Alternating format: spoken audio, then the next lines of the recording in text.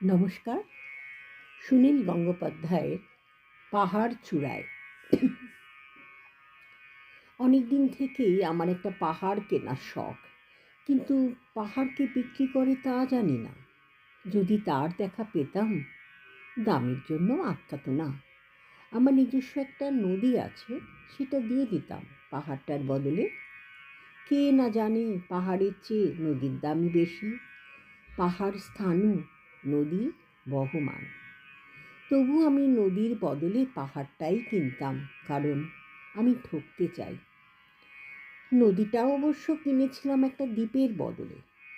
ছেলেবেলায় আমার একটা বেশ ছোট্টখাট্ট ছিমছাম দ্বীপ ছিল, সেখানে অসংখ্য প্রজাপতি। শৈশবে দ্বীপটি ছিল আমার বড় প্রিয়। আমার যৌবনে দ্বীপটি আমার কাছে মাপে ছোট লাগলো। প্রবহমান ছিপছিপে তন্বী নদীটি বেশ পছন্দ হলো আমার। বন্ধুরা বলল, ওইটুকু একটা দ্বীপের বিনিময়ে এত বড় একটা নদী পেয়েছিস, খুব জিতেছিস তো। তখন জয়ের আনন্দে আমি বিহ্বল হতাম। তখন সত্যিই আমি ভালোবাসতাম নদীটিকে। নদী আমার অনেক প্রশ্নের উত্তর দিত। যেমন, বলো তো, আজ সন্ধেবেলা বৃষ্টি হবে কি না? সে বলতো, আজ এখানে দক্ষিণ গরম হাওয়া। শুধু একটা ছোট্ট দ্বীপে বৃষ্টি, সে কি প্রবল বৃষ্টি, যেন একটা উৎসব। আমি সেই দ্বীপে আর যেতে পারি না। সে জানতো, সবাই জানে, শৈশবে আর ফেরা যায় না।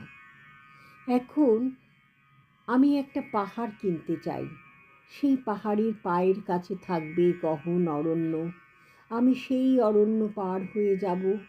তারপর শুধু রুক্ষ কঠিন পাহাড়, একেবারে চূড়ায়, মাথার খুব কাছে আকাশ, নিচে বিপুলা পৃথিবী, চরাচরের তীব্র নির্জনতা।